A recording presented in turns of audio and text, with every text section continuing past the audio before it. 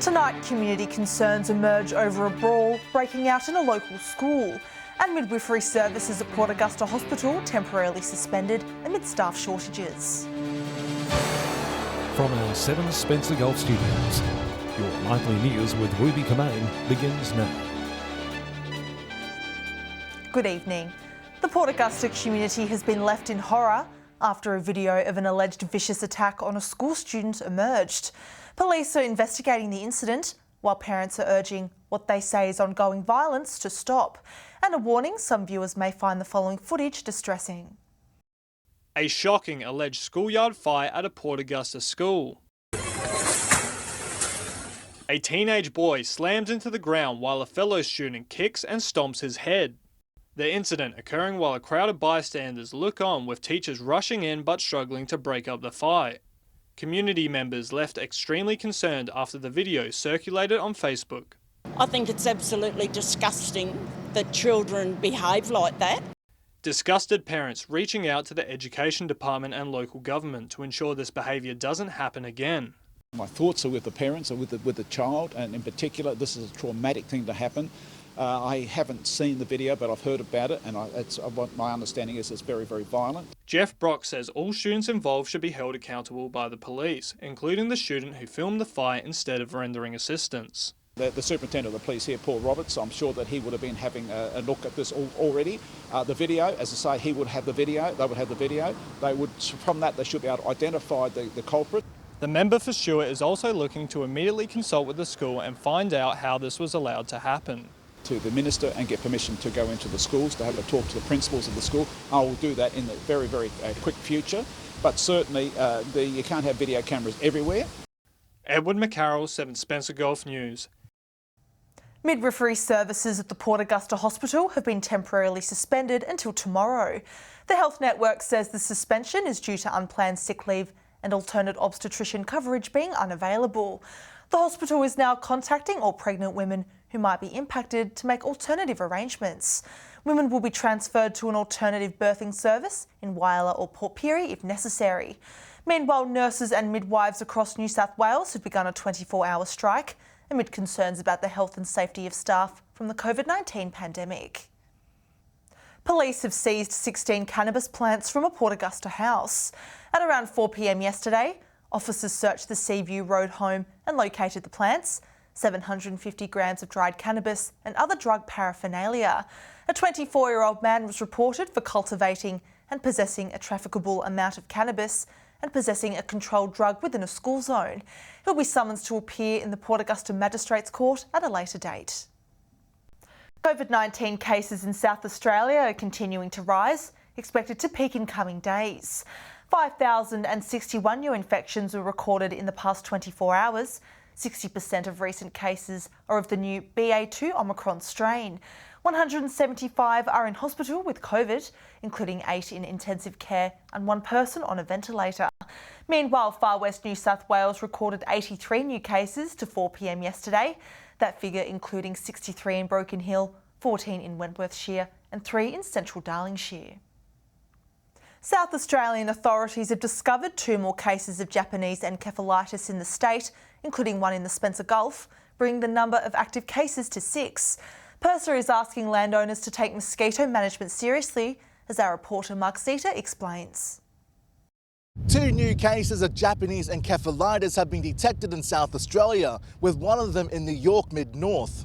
The latest detections found in South Australian commercial piggeries. The local government areas affected in our viewing region is the Clare Valley, with 2 others detected in the Gilbert Valley and Goyder. Purser says the total number of cases in piggeries in the state is now 6. Japanese encephalitis is a mosquito-borne virus. It has a normal life cycle that is in water birds, and mosquitoes bite water birds, become infected and then can pass that infection.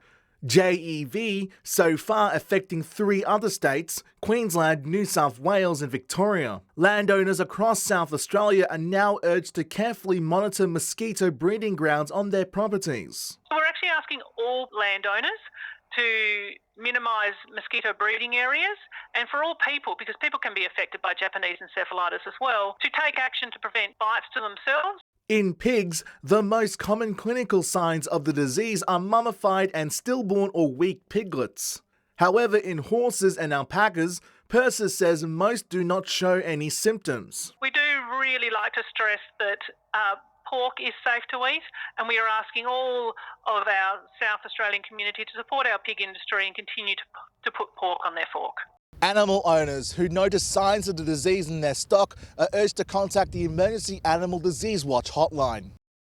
Major crash investigators are appealing for any witnesses to come forward to help find answers of a fatal crash at Wollondunga earlier this month. It was around 3 weeks ago when a 25-year-old woman died after her Hyundai i30 collided head-on into a ute. Police are now seeking anyone with dashcam footage or drivers that were overtaken by the Hyundai. Anyone with information is urged to contact Crime Stoppers. Still to come tonight, the federal budget promising major road upgrades for the Grey electorate. And the stolen historic bell returns to its rightful Port Pirie home. I'll see you after the break.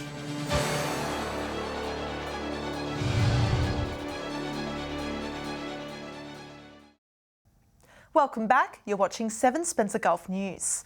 As announced yesterday, this year's federal budget has a number of provisions for road improvements right across the Division of Grey. Money has been set aside to improve freight links and road quality. It's a big investment in improving major highways right across the Spencer Gulf. Tuesday night's budget allocating millions of dollars to improve and upgrade routes right across the Division of Grey. There's $86 million extra for roads in Grey. Now, I've talked before about how we've got over $1 billion going on roads already, and that continues that work. Rowan Ramsey also saying there's barely a major road in his electorate that has not seen significant work on it over the last 5 years. And previous announced projects not in the budget showed the federal government's commitment to the electorate. It was only about 5 weeks ago I announced another $40 million for the Horrocks Highway, for instance. It wasn't announced in this budget, but it was funds that were put in place previously. There are 3 key allocations for road upgrades across Grey in this year's budget. The biggest, $60 million to improve national supply chain resilience, responding to flooding that occurred on the Stewart and Eyre highways at the beginning of this year, cutting off major freight routes. Drainage will be improved on these roads, including several sections on the Stewart Highway and a section 20 kilometres west of Kimber on the Eyre Highway. $10 million has been set aside as part of the Rural Road Safety Package, improving pavement conditions, installing overtaking lanes and upgrading road junctions. Finally, $16.2 million is to complete works currently underway for the Port Augusta to Perth corridor. I think it's a really good budget, and I think it's a budget that is actually really ticking the boxes on the very deft handling of the economy that the Treasurer, Josh Frydenberg, and Scott Morrison have had through this process. However, Independent Senator Rex Patrick says there are other projects in Grey that could use extra funding. Roads seems to be the only thing that Grey gets, and indeed we've seen over the years, really Grey only gets its proportion of road funding in accordance with what other regions are getting. Mark Zeta, 7 Spencer Gulf News. But while the RAA is excited by the key road projects announced in Tuesday's federal budget, the motoring body says the critical duplication of the Augusta Highway was left out. The highway duplication is one of several projects the RAA earmarked in the lead up to the budget. Senior Manager of Safety and Infrastructure, Charles Mountain, says it's disappointing no commitment to progress the duplication of the highway was included. And the project is important in improving safety and enhancing access for motorists. A historic bell from a Port Pirie school was stolen 2 weeks ago after it's believed 2 men trespassed onto the school to cut the bell. News of the missing bell quickly spread on social media, putting pressure on the accused thieves to return it. A piece of history missing. Staff and students at Pirie West Primary School shocked when they realised their beloved school bell had been stolen. So we had 10,000 people that saw the post, and different people were really surprised about the fact that somebody would want to take the bell. And also some of our old scholars were really hurt that somebody had taken something from them when they were at school. Not very happy. People sort of couldn't believe that it had happened. A lot of our current students, they kept walking through the yard and they kept looking up, expecting to see the bell. It just wasn't there. But the bell was mysteriously returned yesterday afternoon when the front office received an anonymous phone call from a man saying the bell was sitting in a crate in front of the school. Our staff went around having a look and couldn't find anything and thought, oh, maybe it was a hoax. And then what happened was it was found in front of the kindy, which is around the corner from us. So it was really exciting. We were actually really pleasantly excited that all the PR potentially had helped us get the bell returned. Staff then picked up the bell with a sack truck and moved it back to its original home. But it's way too heavy for one person to lift it back up into place. We hope that the bell will be put up in its rightful place as soon as possible. And the bell is expected to be rung again for a special occasion in the next few years. Under the bell, there is a time capsule that's due to be opened in 5 years' time. So I had even people messaging me on the Facebook page asking about the time capsule associated with the bell. So it's really exciting for people. Christian Komenos, 7 Spencer Gulf News. A puppy who was found close to death has been given his forever home. As you can see, he's happy and full of life now. But 2 weeks ago, a person found the emaciated 10-month-old male Staffordshire Bull Terrier cross lying in full sun at a park. After intensive care by the RSPCA, the puppy, now named Buckley, will be adopted by the vet who saved him. According to the organisation, more than 1,500 animals were reported as suffering last financial year due to insufficient food or water. Stay with us after the break. Port Pirie residents struggle with overgrown weeds taking over footpaths. And Port Augusta prepares to host a delicious festival celebrating native food.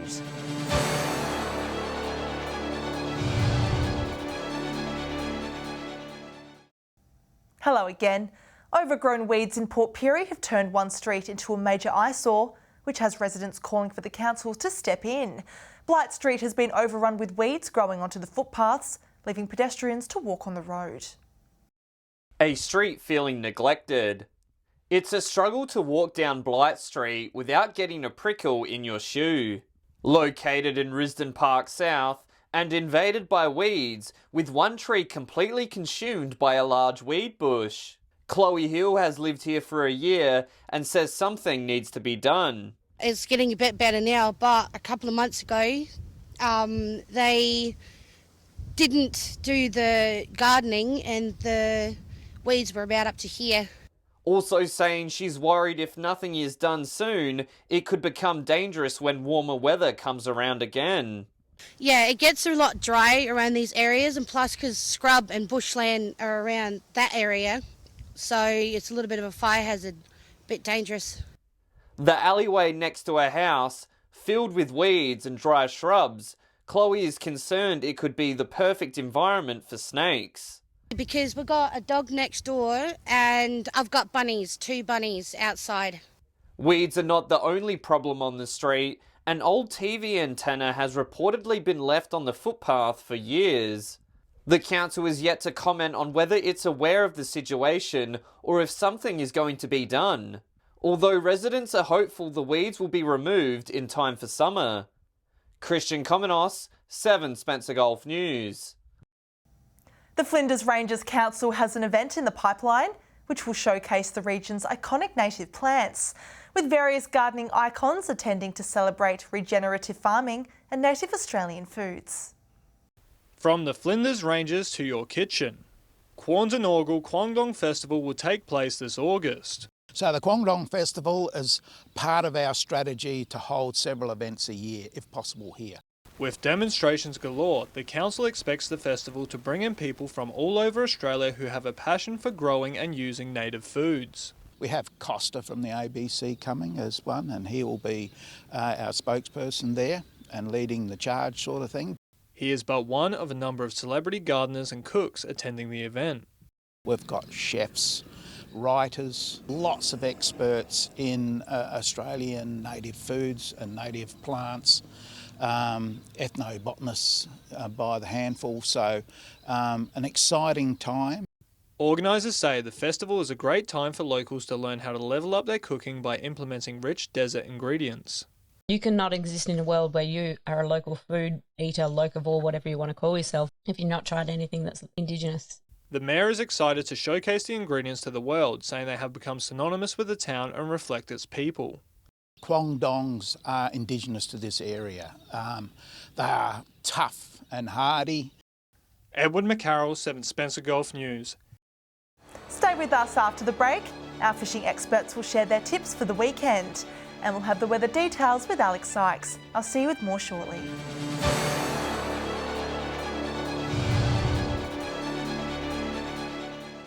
Welcome back. It looks like the sun will be shining across parts of the Spencer Gulf this weekend. Hopefully that'll create perfect conditions for anyone wanting to take the boat out and drop a line. Here are our fishing experts with their tips. G'day and welcome to this week's fishing tips from Port Augusta, Jewel North. Well, the temperature's starting to change and the winds are picking up. No one's caught any King George whiting yet, but you can be sure they won't be too far away, down around the Yatala Harbour area. Good catches of snook, trolling around in the mouths around Port Patterson, Chinaman's Creek. Crabs can still be caught.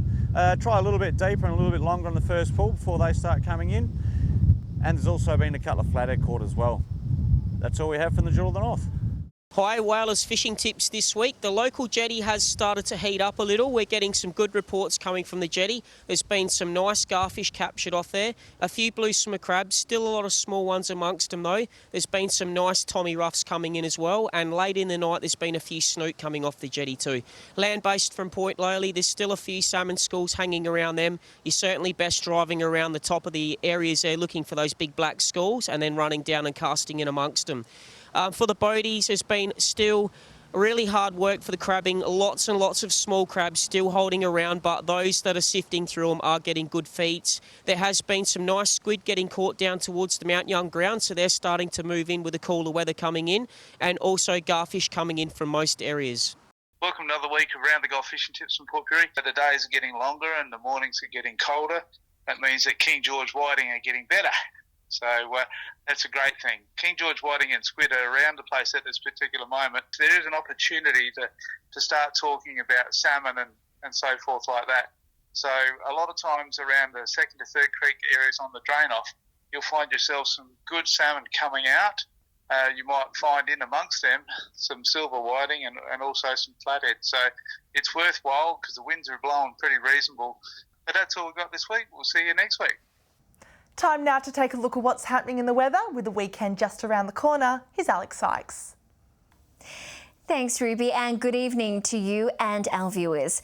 Mainly fine conditions across parts of the Gulf with mild temperatures. At 3 p.m, Whyalla was a max of 21, Broken Hill was sunny and also reached 21, and Woodna was partly cloudy and 22 degrees. Looking further out across the region now, Port Augusta was mostly sunny, Port Pirie was also mostly sunny and 23, Adelaide partly cloudy and 20, Kadina was partly cloudy and 18, Cleve had a morning shower or two, also 18 degrees. Clare was 19 degrees and Cooper Pedy was sunny and 24. Taking a look at the satellite image now, bright jet stream cloud pushing in from the west under a high pressure system is not rain bearing. Low cloud with onshore winds and a front is bringing the odd shower to coastal areas, and a marine wind warning is current for South Australia. Moving on to tomorrow's weather outlook now, and we'll start with the Gulf waters. Southeasterly winds 20 to 25 knots, increasing to 30 knots in the late afternoon. Seas from 1.5 to 2 metres, and south to southwesterly swells 1 to 2 metres. Sunny conditions across most of the region. Tomorrow, Port Lincoln and Clare are both set to reach a high of 21 degrees. Woodna will get to a high of 25. Whyalla will be sunny and 24. Port Augusta with a max of 26 degrees, and Kadina a degree cooler with 25 degrees. Port Pirie will reach a high of 27, Clare is set to top 22, and Broken Hill will top 23 degrees. Let's take a look at our weekend forecast now, and it'll be sunny across the board on Saturday. Port Pirie and Woodna both to reach 26, Whyalla and Adelaide both 23, Cooper Pedy with a top of 27, mostly sunny in Broken Hill with 21, Port Lincoln also set to reach a high of 21. A look at Sunday now, mostly sunny in Port Augusta and Port Pirie with 26 degrees, sunny in Woodna where it'll reach 27, a degree warmer in Cooper Pedy, Whyalla and Broken Hill will both top 25. 24, Port Lincoln sunny and 23. Those sunny conditions continuing into next week. Port Augusta and Woodner both reaching 30 degrees. Port Lincoln will be partly cloudy and 24, mostly sunny in Broken Hill with 25. Kadina will be sunny and top 26 degrees. So Ruby, we are lucky in that there isn't a drop of rain in sight anytime soon. And that's all the weather from me for tonight. I'll see you later with an update. It's back to you. Wonderful, thanks for that, Alex. And that's all local news this Thursday evening. Thanks for joining us. I'll have updates later. Until then, enjoy your evening. We'll see you again tomorrow and wrap up your working week with more local news. Good night.